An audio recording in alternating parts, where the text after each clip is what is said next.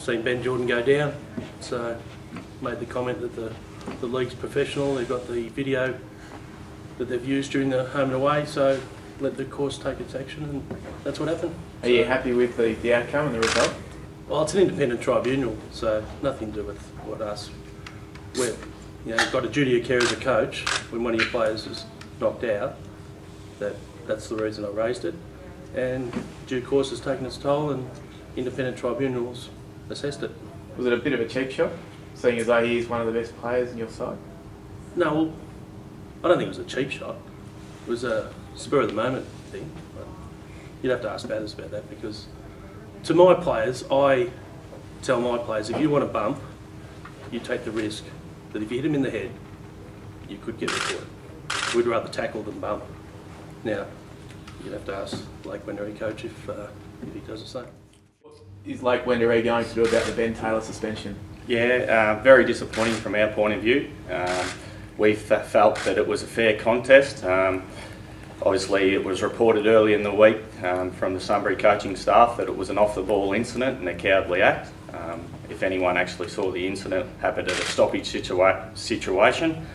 And the centre clearance, both were going for the ball, and Ben Jordan had the ball in his hands when the bump was actually laid, and we believe there was no head-high contact.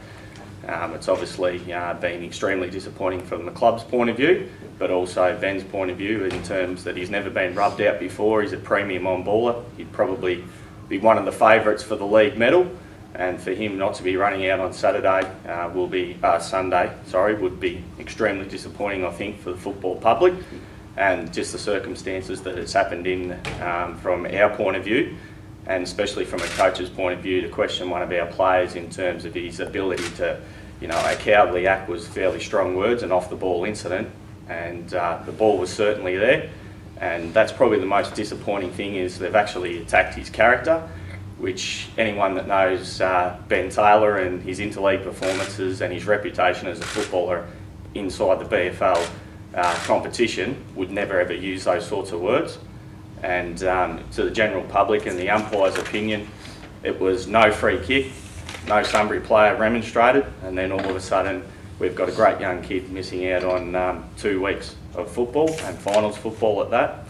Obviously it's a new system in terms of the video review, and we understand that that's a new process that's come in this year. We understand that there's going to be some falls in that regard in terms of the process there, but to not really call on the umpires as witnesses, and 3 of them had a perfectly clear view of it, so we certainly will be appealing that decision.